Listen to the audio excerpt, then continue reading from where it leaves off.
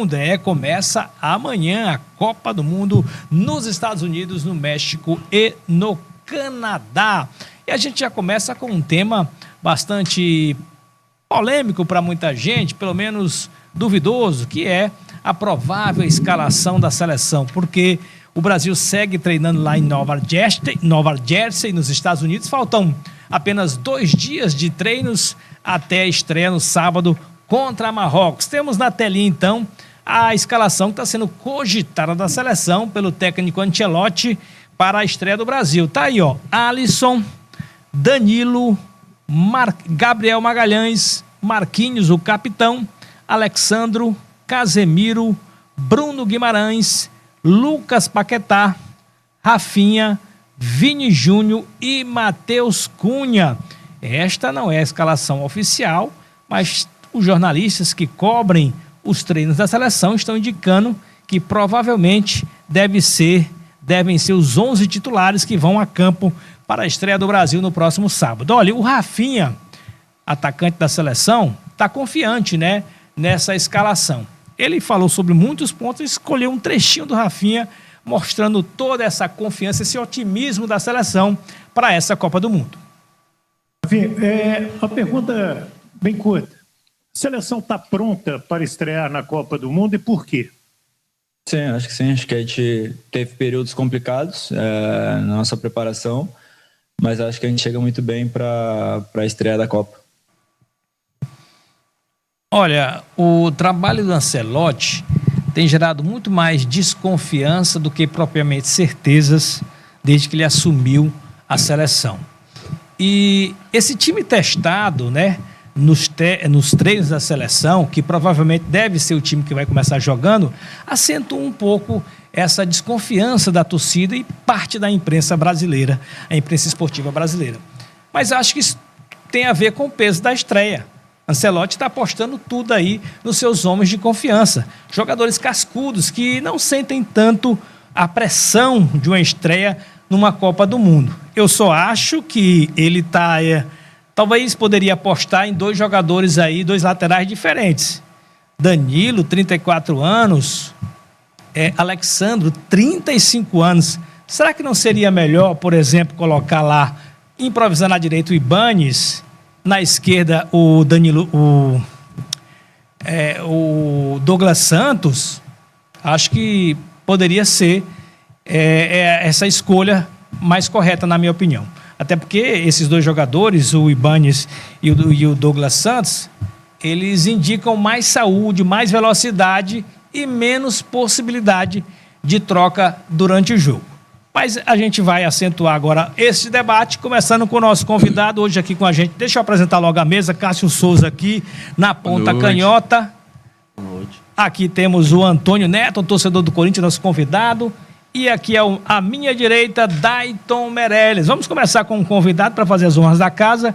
Então, essa escalação do Ancelotti para a estreia do Brasil na Copa tem gerado muita desconfiança entre os torcedores brasileiros, pelo menos parte da torcida, e parte da imprensa esportiva do Brasil também. Você concorda que a seleção ainda não passa essa confiança e essa escalação, essa provável escalação que está sendo ventilada aí, acentua um pouco esse debate?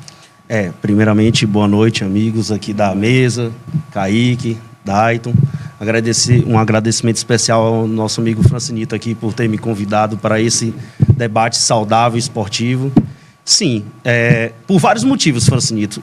Nesse caso da seleção brasileira, o torcedor brasileiro em si, pelo que a seleção brasileira vem apresentando, não só recentemente, mas um passado bem mais recente, de 2006 até aqui, é uma torcida que ainda está naquela, né, em busca do Hexa, ainda não tem aquela confiança 100% da sua seleção.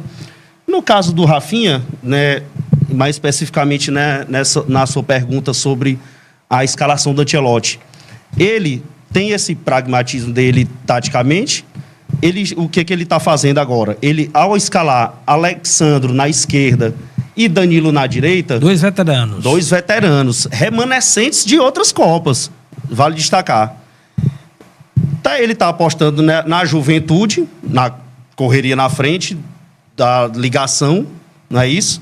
E esses laterais, como você disse, poderia ser colocado Ibáñez, que pode até também ter a função de zagueiro e pode fazer a questão da lateral direita.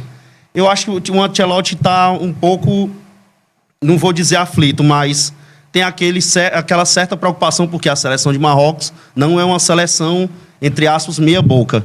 Então eu acho que o Ancelotti é um teste difícil, né? E você, telespectador, sabe muito bem que primeiro jogo de qualquer competição é sempre mais difícil. É uma pressão peso grande da estreia da Ayrton Meirelles. Então, o Antônio Neto concorda um pouco comigo, né? Que a gente acha que poderia ser melhor outros laterais, os mais jovens, com mais vigor físico, que dão mais profundidade à seleção, poderiam dar, né?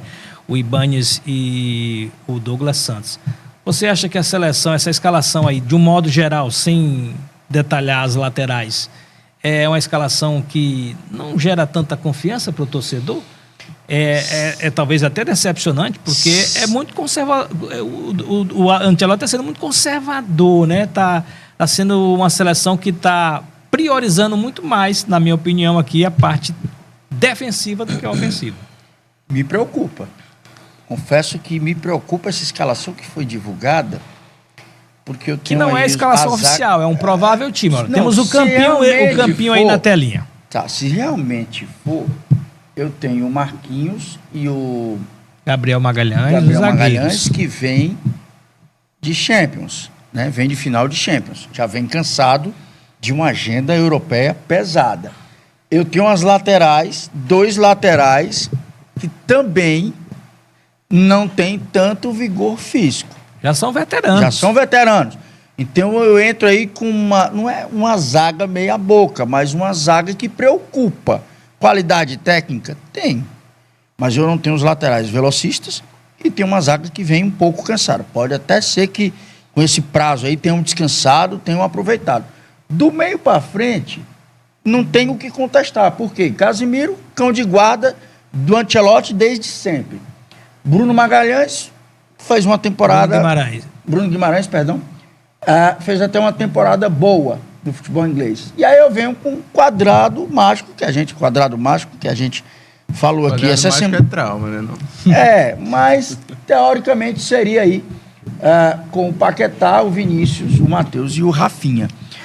É uma formação que do meio para frente, ok, nós temos qualidade técnica. O que me preocupa é o cansaço dos dois zagueiros e a idade avançada dos laterais, que pode dar uma complicação. Até porque, do lado do Marrocos, nós temos nada mais, nada menos do que Hakimi, que é um cara que, além de jogar pelas laterais, é um cara que circula muito bem e cria muito bem pelo meio de campo. Bom, Cássio Souza, para você, qual é o ponto falho, na sua opinião, dessa escalação, se é que você enxerga que tem alguma coisa que poderia ser melhorada nessa escalação para a estreia contra o Marrocos? Francinito, eu acredito primeiramente que a gente tem que falar com o nosso telespectador, e quem vai assistir o corte também, depois nas redes sociais, de que o Brasil já está classificado na fase de grupos da Copa. Isso é claro e evidente. Por quê? O Cássio veio do futuro. Calma, então calma. Se não classificar em primeiro, que seria o natural, classifica em segundo, que também não é nenhum absurdo, porque Marrocos pode empatar com o Brasil. Pode passar também. Pode empatar com o Brasil, justamente até o terceiro colocado, né? Tem os 12 melhores terceiros colocados, né? Da competição que classificam. Então o Brasil já está na próxima fase. Dito isso, isso é muito bom para a seleção brasileira em primeiro momento. Porque a seleção brasileira hoje, ela não vai precisar se preocupar tanto assim com o resultado, porque praticamente já está classificada, né? Vamos colocar como classificada, eu acho que já está classificada. Vai preocupar mais com o desempenho. E olhando os 11 nomes, eu acredito que não tem escalação melhor para a estreia da seleção brasileira do que essa. Porque, lembremos, uma estreia tem todo o peso de ser uma estreia. E você trazer jogadores nas laterais, como Alexandro e Danilo, que já são acostumados com Copa do Mundo, em vez de colocar Douglas Santos e Ibáñez, que são dois jogadores que jogam na periferia do futebol, né? O Douglas Santos na Rússia e o Ibáñez no Al-Ahly, né, no futebol da Arábia, não são vistos, portanto, se fizerem uma partida ruim, serão muito detonados, e isso é muito ruim para a confiança dos jogadores nessa estreia da Copa. Eu acredito que, por si só, isso ele já acerta. Outro ponto que muita gente trouxe, a escalação do Endrick. Por que não começar com o Endrick esse jogo? Eu acho que o Ancelotti também acerta nisso. Pessoal, nem o Pelé, em 58, foi titular no começo da Copa. Então é natural que jogadores com o tamanho do Endrick, que a gente sabe que pode render muitos bons frutos, não sejam titulares de imediato na sua primeira Copa do Mundo. Eu acho que todos esses jogadores, Ibanez, Douglas Santos, Endrick, vão entrar ao decorrer da partida e podem virar titulares durante a Copa.